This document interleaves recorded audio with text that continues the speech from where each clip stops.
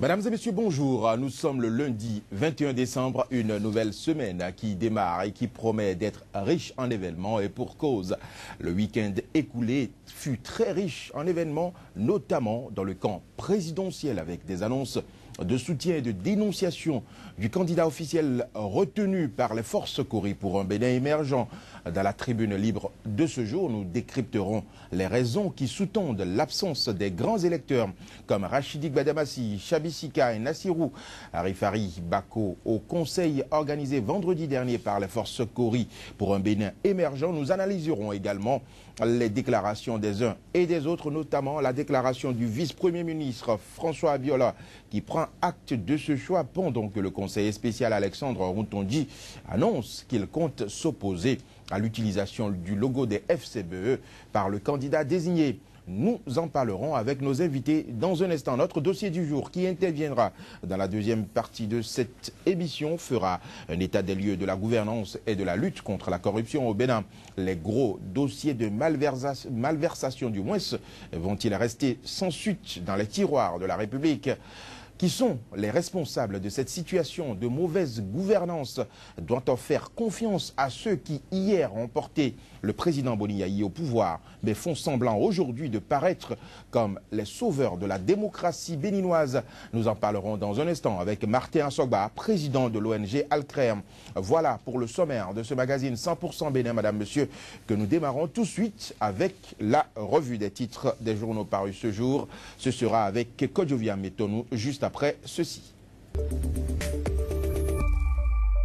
La revue des titres avec Kodjovia Metonou. Kodjovia Metonou, bonjour et bienvenue sur ce plateau de 100% Bénin. Bonjour à vous, Joël Arofodi, et salut aux amis téléspectateurs. Alors, que dit la presse en ce 21 décembre 2015? Oui, cela résume un peu vos propos introductifs qui font état de ce que l'actualité est beaucoup plus riche au plan politique, surtout la présidentielle de 2016. Nous démarrons donc par Actu Express. Présidentielle de 2016, Sofiat Onifade Baba Moussa et les femmes du FAC promettent le chaos à Lionel Zissou, présidentielle de 2016 toujours, vers le sacre de Sébastien Germain à Javon, encore de grosses cylindrées et des cités toutes entières dans l'escarcelle ASG. Mobilisation pour la victoire de Lionel Zissou, les 6e, 15e et 16e circonscriptions électorales sous le contrôle de l'UJPB de Fred Kwenou. Bonne nouvelle, présidentielle de 2016, Lionel Zissou dit oui à l'appel des forces Kori pour un Bénin émergent. Le combat sera un grand combat selon le président Boni Yayi. Présidentielle de 2016, encore des vagues de soutien à Sébastien Germain à Javon. Le mot passe, le Rosas, Gabriel Chokodo, André Dassundo, Nikes Fagnon, Eloi Aro, Parfait, Wayin Delidji, Yakubu Malechosu, Léon Akpo, Avod Dagbe Dewanou et Sylvain Lawson, tous désormais Sébastien Germain à Javon. Et puis emploi des jeunes au Bénin, les grandes solutions de Abdoulaye Biochane ABT, qui est aussi candidat aux élections présidentielles de février 2016. Volte-face, écrit défi info. Richard Senous pourra-t-il finir par se prendre au sérieux? Démonstration de force de l'AND hier à Abomey-Calavi. Dassigli et ses alliés convergent les 14 partis politiques de l'Alliance vers Patrice Talon. Et puis élection présidentielle de 2016, encore un week-end de grand soutien pour Sébastien Germain à Javon. La nouvelle génération, le MOPAS, le Rosas et le mouvement Vision ASG 2016 désignent Sébastien Germain à Javon pour la présidentielle de 2016. Et puis un oiseau rare comme candidat unique des forces Kori pour un Bénin émergent, Lionel Zissou, un agrégé en économie et ancien président du Grande Banque européenne, paix, unité nationale et développement sont donc ses atouts. Et puis François Abiola étale ses qualités d'homme d'État puisque à l'occasion, l'homme a été ovationné à travers donc son discours. La source de l'information présidentielle de 2016, la fièvre ASG se propage toujours. jours et puis don de matériel informatique au chef d'arrondissement de la commune d'Adjoum. La rentrée politique de Roland Dahefa sous le sceau du développement et puis pré-campagne électorale de la présidentielle de 2016 et si les présidentiables s'approprient le programme Bénévision à la FIA 2025. C'est une interrogation à la une de la source de l'info. La tribune de la capitale, désignation du candidat unique de la majorité présidentielle, union sacrée autour de Albert Louis Lionel Zissou, la machine électorale Foscori.Bénin émergent en branle, François Abiola et tous les anciens candidats unis pour la même cause et puis tractation politique en vue de la présidentielle. 3 députés AND rejoignent Patrice Talon. Course à la Marina, plusieurs communes soutiennent le candidat Sébastien Germain à Javon. Le grand matin présidentiel de 2016, Tchaourou démontre son soutien à Abdoulaye Bio-Tchane pour la fête de Noël au SOS Village d'enfants Tabomé Calavi. En tout pour tous, sème la joie dans le cœur des enfants. Prochaine élection au Bénin, la vague à Javon draine Lalo et Dassa. Choix de Lionel Zissou comme candidat unique des Foscori.Bénin émergents. Soutien des femmes du FAC à Sofiat Oni Fadé. L'événement précis, mobilisation pour la présidentielle de 2016. 3 députés AND font bloc derrière Patrice Talon. Conseil national de la mouvance présidentielle, Zissou consacré candidat Foscori.Bénin émergent. Absence remarquée des Badamassi, Bako Arifari et consorts. Et puis multiplication des soutiens au profit de Sébastien Germain à Javon. Le mot passe, le Rosas et le mouvement Vision ASG se rallient à Sébastien Germain à Javon. Et puis l'outil qui devrait servir donc à cette élection, il s'agit de la LEPI, est enfin prête. 4 728 926 électeurs complètement enrôlés. L'Humanité, congrès constitutif de l'AND à Calavi hier, d'Assigli à Dupé-Yahi. Et puis, trophée des meilleurs acteurs sociaux, les Foscori.Bénin émergents, portent leur choix sur Lionel Zissou. Déclaration de soutien à la candidature de Sébastien Germain à Javon. Nikez Fagnon et Dassundo, 2 adversaires unis autour de Sébastien Germain à Javon. L'opinion aujourd'hui, grande mobilisation pour la présidentielle de 2016 à Dassazoumé. Koubadi et l'UF optent pour Zissou. Fagnon et Dassundo préfèrent Sébastien Germain à Javon.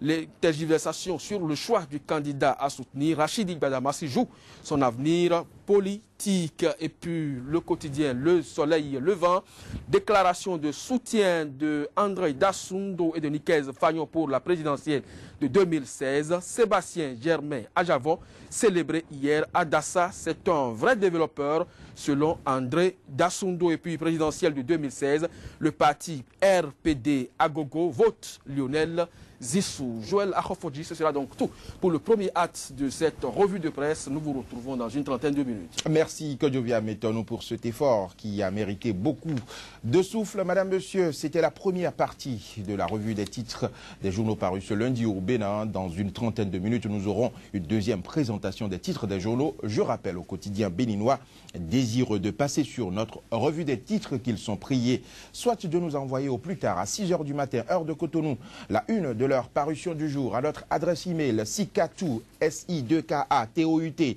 @gmail.com ou simplement de déposer un exemplaire physique du journal dans les locaux annexes de la radio Soleil FM à l'immeuble de la GAB, la Générale des Assurances, en face du centre de promotion de l'artisanat à Cotonou. Nous allons à présent retrouver la deuxième rubrique de cette émission 100% Bénin. La deuxième rubrique s'appelle Tribune Libre, le débat matinal consacré à l'analyse de l'actualité béninoise. Ce sera juste après cette bande-annonce. Sika TV fait escale au Bénin. Pendant toute la période électorale, retrouvez désormais sur notre chaîne panafricaine un programme matinal dénommé 100% Bénin, exclusivement consacré à l'actualité sociopolitique au Bénin. Pendant 2 heures de temps, la politique, les questions de société et les grands dossiers de l'heure seront décryptés avec des éditorialistes, des professionnels des médias, des acteurs politiques et membres de la société civile. 100% Bénin sur Sika, c'est une fenêtre ouverte sur l'actualité au Bénin du lundi au vendredi de 7 h à 9 h, heure de Cotonou. 100% Bénin, c'est désormais sur Sika, le vrai visage de l'actualité en Afrique. La deuxième rubrique de cette émission s'appelle Bénin Tribune Libre. Je reçois sur ce plateau deux journalistes béninois, Médéric François Gongo. Il est journaliste et fondé du journal Actu Express au Bénin. Médéric François Gongo, merci d'avoir répondu présent sur 100% Bénin de ce jour. Bonjour. Bonjour Joël, bonjour amis téléspectateurs de Sika TV. Donc Lama Balo est le directeur de la radio Soleil FM. Il est également sur ce plateau pour décrypter l'actualité béninoise. Donc Lama Balo, bonjour. Bonjour Joël, bonjour Médéric et bonjour à tous les téléspectateurs. Nous démarrons cette analyse, cette rubrique décryptage avec vous, Médéric François Gongo. Je le disais à l'entame de cette émission, le vendredi dernier, les Béninois ont appris la tenue du Conseil national des FCBE qui s'est soldé par, et qui s'est du moins se transformé en une investiture du Premier ministre Lionel Zinsou comme candidat des FCBE. C'était au Palais des Congrès où les militants n'ont pas eu droit à la parole avant l'acte. Quelle analyse faites-vous de cette investiture? Choix imposé, choix suscité ou choix accepté, nous constatons que la candidature du Premier ministre Lionel Zinsou soulève des polémiques et est objet à controverse. On a comme l'impression que la pilule est très amère à avaler par la plupart des principaux acteurs des FCBE. Ceci pouvait s'expliquer en ce sens. Vous parlez de la plupart des principaux. Et pourtant, il y a eu des sorties ce week-end ici. Oui, évidemment qu'on aura des soutiens, on aura des suscitations de candidatures. Mais nous pensons que le débat doit dépasser le niveau d'acceptation de la candidature pour aller vers l'opportunité de la candidature, la portée de la candidature et l'impact que cette candidature devrait avoir sur le microcosme politique et éventuellement sur le débat de développement indispensable pour la tenue des élections crédibles, équitables et évidemment porteuses pour le développement du pays. Et là, nous constatons très tôt que l'FCBE se comportait comme un cocktail détonnant d'intérêts antagonistes et antinomiques. L'FCBE n'ont jamais existé que de noms. En réalité, la preuve, c'est que lors des dernières élections, il eût fallu que le chef de l'État fasse des pieds et des mains pour obtenir le consensus indispensable autour de l'établissement des listes électorales. Les FCBE n'ont jamais, à contrario de certains partis politiques tenus, par exemple, des universités d'été. Les assises étaient rarissimes et difficilement l'on arrivait à rassembler un minimum de monde pour réagir lorsqu'il était question de prendre position par rapport au sujet d'actualité nationale. Il était même évident. Je veux parler d'abord de l'effectivité des FCBE, de l'opérationnalité de la machine FCBE bien avant les élections et éventuellement bien avant la désignation pour constater que cette machine qui avait été mise en place et à la tête de laquelle on avait mis quelqu'un qui représentait le moins de menace, je veux parler de Azatassou, Eugène, se retrouve aujourd'hui être comme, j'allais dire, un tapis roulant pour un candidat qui, de toute pièce, n'est que le candidat du chef de l'État. Parce qu'à l'évidence... Vous pensez qu'il n'est pas le candidat de la majorité présidentielle? La majorité présidentielle se retrouve aujourd'hui effritée, se retrouve aujourd'hui disparate, et l'hypocrisie est érigée en signe de respect au chef de l'État, où nous constatons certains qui suivent le mouvement tout simplement parce qu'ils doivent tout au chef de l'État et ils ont intérêt à ce que certains dossiers à eux reprochés n'éclatent avant la fin de ce mandat. Oui, et il y en a qui suivent. Il y a d'autres qui ont eu le courage de leurs convictions. Je veux citer par exemple Arifari Bako et Chabisika qui ont pris position et qui disent qu'ils sont également partants pour la présidentielle de 2016. Évidemment que ceux-là sont tout droit dans leurs bottes. Évidemment que ceux-là sont en accord avec le processus déclenché dès le début parce qu'il est inacceptable que l'on demande au ténor d'un parti politique de postuler aux primaires et que l'on en soit aujourd'hui à une candidature qui pourrait être la candidature de l'ensemble si la méthode avait été observée par la pyramide renversée, si cette candidature avait été suscitée par la base, même si c'était dans une relative comédie humaine, je pense que cela ne susciterait pas autant autant de controverses, autant de contestations. Mais là, nous pensons... L'absence de Gbadamassi à ce congrès national des FCBE. Quoi qu'on dise, le dinosaure politique du Borgou aujourd'hui au sein de la mouvance présidentielle se retrouve être Gbadamassi.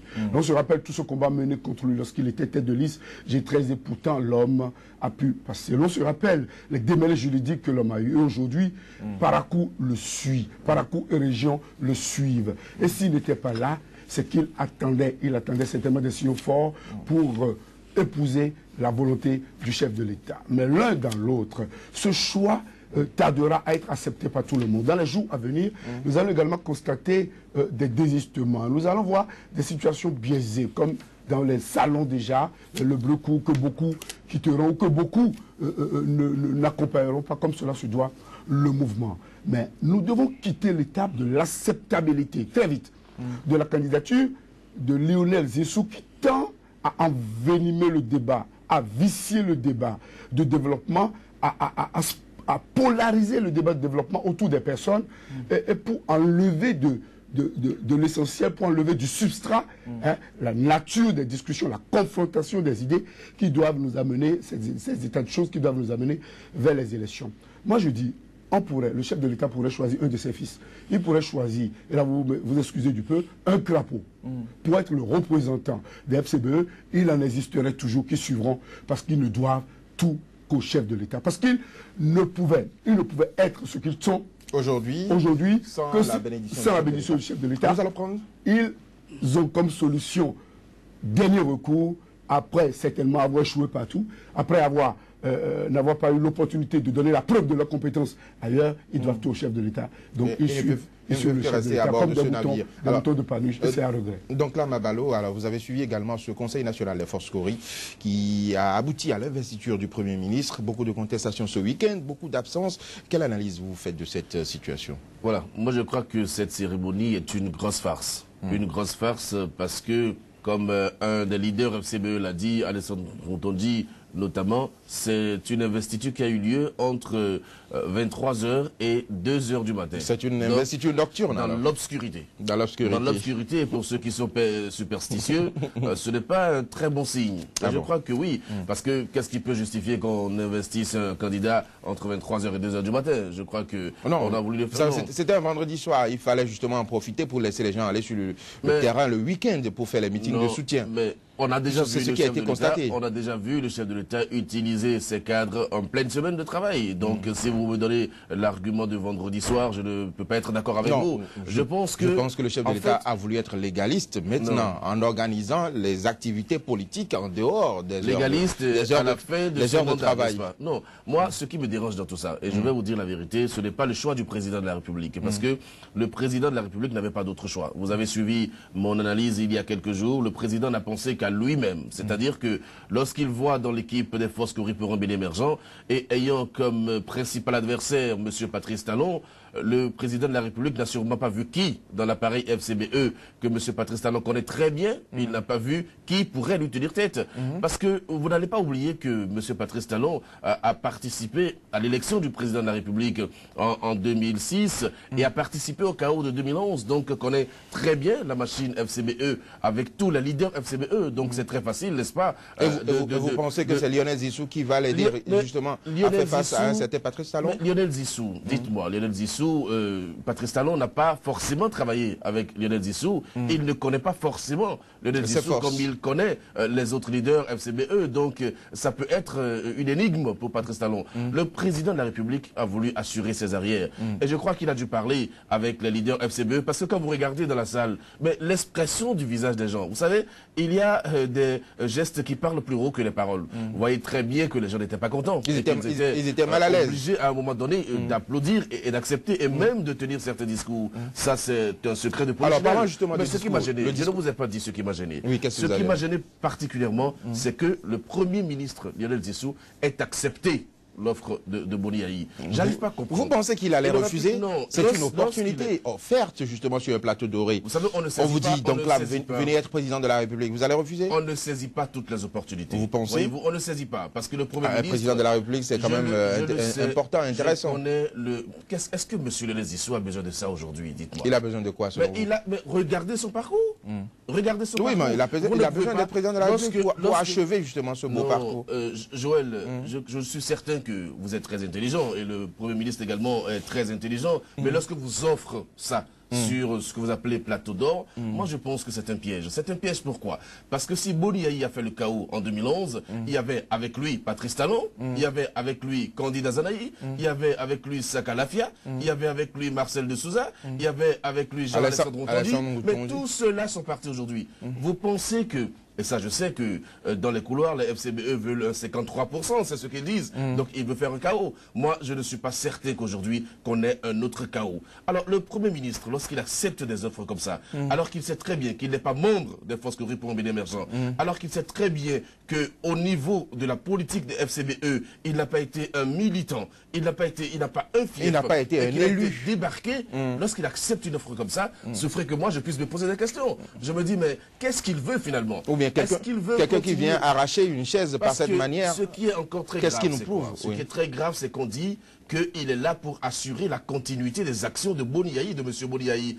Faites le point des actions de M. Boni Yayi. Est-ce que M. Lionel Zissou peut emporter la responsabilité des concours frauduleux? Est-ce qu'il peut emporter les scandales, les gros scandales? Voilà. Mais il n'en parle jamais.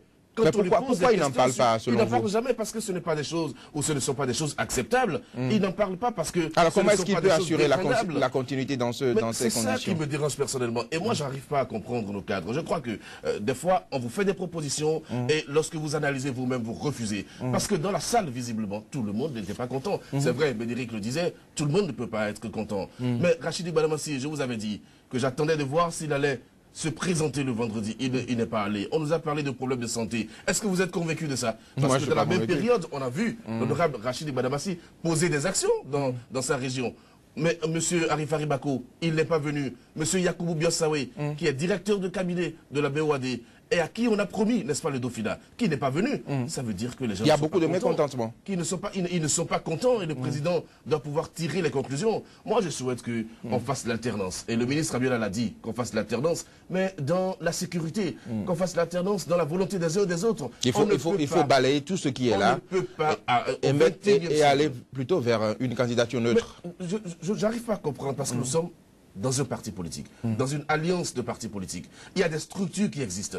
Mais le président même qui parle du mouvement partisan, qui parle de bipolarisation de la politique au Bénin, mais qui fait des choses comme ça, qui dépasse même les structures du parti et qui décide au nom de ces structures. Vous pensez qu'on peut aller au développement avec des circonstances comme ça? C'est un gros point d'interrogation. Mais François Gongo, alors Alessandro Moutondi annonce au cours du week-end qu'il compte saisir la justice en cas d'utilisation du logo des FCBE. Pensez-vous qu'il ira au bout de cette démarche?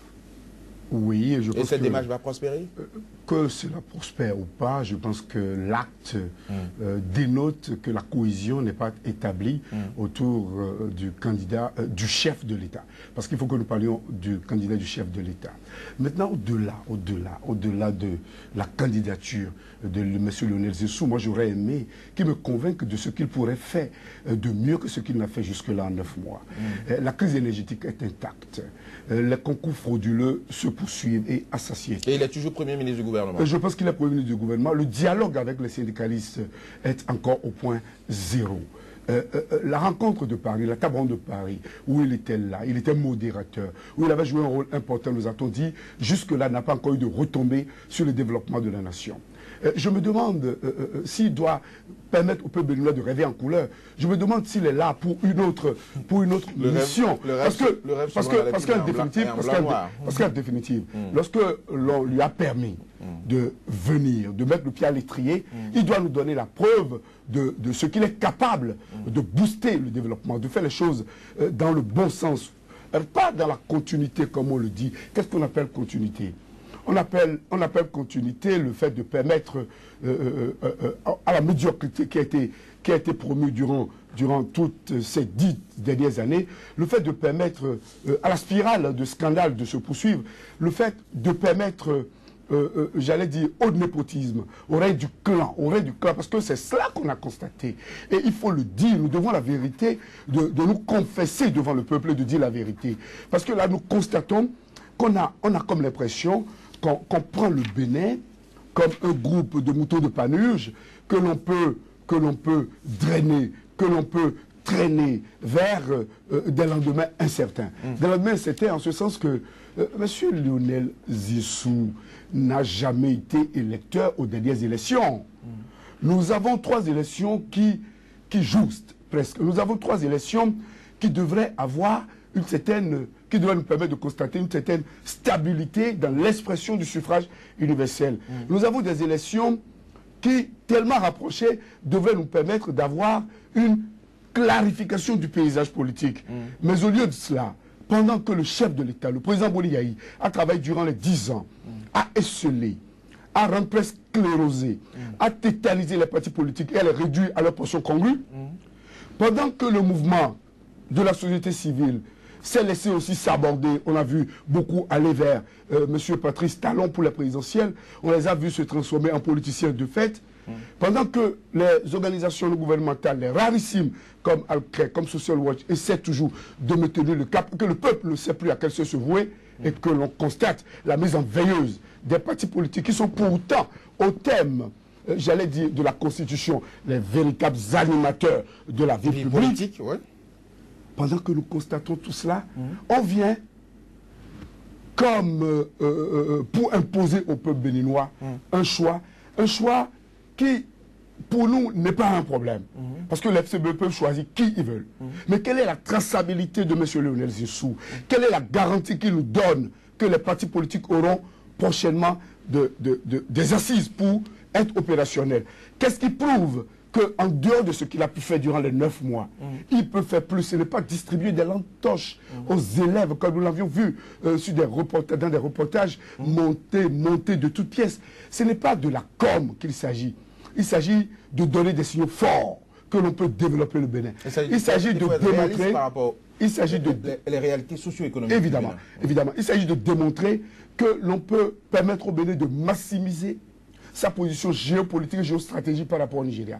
Il s'agit de démontrer que l'on peut mettre le peuple béninois au travail. Il s'agit de démontrer que la place doit être donnée aux méritants et que nous ne devons plus assister à des concours où des gens qui n'ont jamais composé sont déclarés admis. Alors, donc là, Mabalo, nous allons évoluer très rapidement. Dans les collines, ce week-end, l'opérateur économique Sébastien Javon a encore eu du soutien. Nous avons eu notamment celui du maire de Dassa, Nikez Fayon, et de l'autre côté, nous avons Patrice Talon qui a eu le soutien de l'AND, l'aile d'Assigli. Les opérateurs économiques semblent de plus en plus incontournables dans cette marche vers 2016. Est-ce votre avis? Non, c'est mon avis. C'est même une évidence. Vous remarquez que quand certains parlent de bipolarisation de la vie politique, moi je me rends compte actuellement que ça se passe autour de 2 personnalités du monde économique.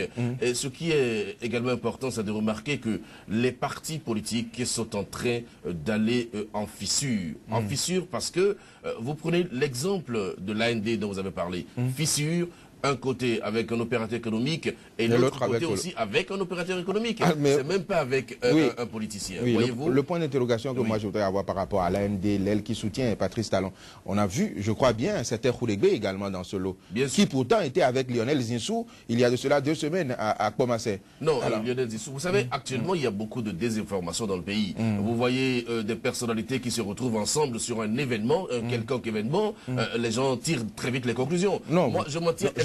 Je crois que la sortie de Pomassé, je pense que c'est lui qui l'avait amené. Oui, mais il l'a amené. Mais est-ce qu'il l'a dit le jour-là à Pomassé que son candidat était Lionel Zinsou? C'est ça, c'est la grosse problématique. On n'amène pas quelqu'un justement pour une sortie médiatique. C'est le Premier ministre, n'est-ce pas? C'est une personnalité politique. Et le Premier ministre, dans l'exercice de ses fonctions, peut se retrouver à certains endroits. Ça ne veut pas dire systématiquement qu'il a été choisi et présenté comme tel. Moi, je m'en tiens aux faits. En tant que journaliste, je suis obligé de m'en tenir aux faits. Et là, maintenant, le fait essentiel, c'est que l'AND, elle d'Assigli, a carrément dit que c'est Patrice Talon. Oui, mais quel est le poids justement de cette aile-là? Parce que quand on sait que le père justement de l'AND, c'est Valentin Khoudé, et c'est lui qui draine plus de monde normalement. Mais vous savez, ce sont dans la seconde aile, il y a des élus. Il y a des élus. Ici, il se fait que M. Valentin Aditi Khoudé se retrouve seul, mais il n'est pas seul. Il a un certain Nazer Doussa. Oui, mais M. Nazer Doussa n'est pas un élu. C'est ça le problème. Mais M. Khoudé est un élu. Mais la différence, c'est quoi? La différence, c'est que lorsque vous faites le point, vous vous rendrez compte que M. Khoudé a toujours été élu. Et donc, il y a une base qui lui reste fidèle. Et cette base-là est non négligeable. En cela, l'appui de M. Roulé à l'opérateur économique Sébastien Germain-Javon est un appui fondamental. Ça, il faut le dire. Mais ce qui est important également, c'est quoi? C'est que vous remarquez que tous ceux qui vont vers M. Sébastien Javon, il y avait dans ces localités-là des divisions des fils et filles de ces localités. À Ouida, il y avait une division, mais tout le monde a fait bloc derrière M. Sébastien Germain-Javon, notamment M. Venance Yegla, M. Séverin Adjovi, et il y a beaucoup d'autres personnalités. À Dassa, il y avait des problèmes, dit-on, entre M. Nikes Fagnon et M. Dassouno, et ils se sont mis ensemble pour soutenir M. Sébastien Germain-Javon. Lorsque nous allons dans le Mono, il y avait également des problèmes entre certains fils du Mono qui finalement ont fait bloc derrière M. Sébastien. Vous voulez dire qu'il représente alors l'unité. L'unité. Et non la division. Et non la division. Et le Bénin a toujours été divisé. C'est ça le grand problème.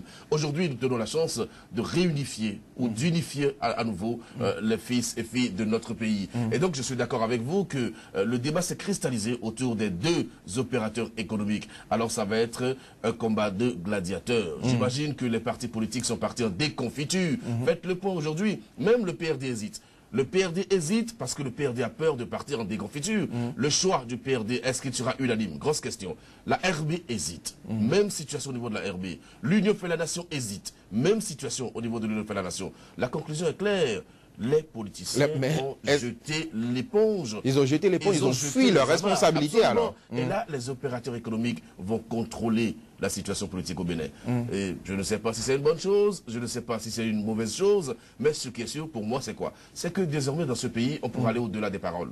Parce que les opérateurs économiques, ce sont des hommes d'action. C'est des gens qui, tout le temps, ont travaillé dans un environnement où il faut des résultats. Et pour moi, le plus important aussi, j'aime bien dire le plus important, parce que dans la vie, il y a des priorités, c'est que les lignes bougent finalement dans notre pays. On a trop parlé, il y a eu trop de discours, des discours qui ne sont, je dirais carrément que ce sont des velléités. Aujourd'hui, avec les opérateurs économiques, on peut poser des actes. Dans 5 ans, est-ce que le Bénin aura avancé? C'est le plus important. J'ai la faiblesse, c'est une faiblesse de penser et même d'être sûr qu'avec les opérateurs économiques, on va expérimenter une nouvelle forme de gouvernance. Alors, nous allons évoluer très rapidement. Médéric François Gongo, c'est votre avis également. Aujourd'hui, ces opérateurs économiques deviennent incontournables sur la scène politique. Ils ont beaucoup plus le vent en poupe, on est tenté de le dire. Oui, je ne réponds pas à l'affirmative, mais je fais remarquer que d'un côté où nous avons l'inexistence du statut de l'opposition, avec à la clé le financement des partis politiques de l'opposition et le fait que des partis politiques sont laissés trop longtemps financés, téléguidés par des opérateurs économiques, greffés sur la guéguerre qui existe jusque-là entre le président Boniaï et son ancien ami Patrice Talon, nous a fait constater aujourd'hui l'émergence des opérateurs économiques sur un terrain qui n'était pas au départ le leur. Le constat est là, établi, et la population accepte la chose. Nous constatons que d'un côté, pendant que Sébastien Adjavon a des adhésions de manière spontanée, tout simplement dans une logique de cohésion, nous constatons que de l'autre côté, M. Patrice Talon, nous l'avons vu au niveau de l'UDBN, nous l'avons vu au niveau de l'AND, et nous pouvons le constater également au niveau de l'Union fait la nation de beaucoup d'autres tendances, procède par débauchage. Et ce sont les débauchages qui amènent beaucoup plus des implosions au niveau des partis politiques et qui iront aggraver encore cette mise en veilleuse, cette sclérose au niveau des acteurs de l'animation de la vie politique. Donc, nous constatons, comme Doklam l'a dit tout à l'heure, qu'il y a une dynamique d'unification, c'est-à-dire au-delà de l'union, des fils du Bénin autour d'un homme qui, apparemment, ne représente pas un problème pour aucune des tendances en compétition. Et nous constatons que de l'autre côté, nous sommes dans une logique de vengeance entre le chef de l'État en position, en place, et son ancien ami et allié de toujours, Patrice Talon. Et nous comptons que le peuple arriverait à se soustraire de cette guéguerre-là, qui continuera à mettre l'attention sur le Bénin, en fait de compte, entre les deux personnes, pour remettre le débat du développement au cœur des préoccupations et amener et les acteurs politiques et les opérateurs économiques, parce que je rappelle... Qui sont en guerre, qui ont des conflits d'intérêts. Je remarque également qu'aux États-Unis, également, Donald Trump est en train d'émerger, de monter, justement, dans les et ça prouve que les pays dans lesquels les difficultés quotidiennes ne relèvent plus simplement et totalement du politique, il y a l'économique qui prend de l'ampleur et la population s'identifie à travers des success stories, s'identifie à travers des self-made men, s'identifie à travers des cas de réussite pour rêver. Parce qu'en définitive, les acteurs politiques, les opérateurs économiques qui veulent diriger les nations partout dans le monde entier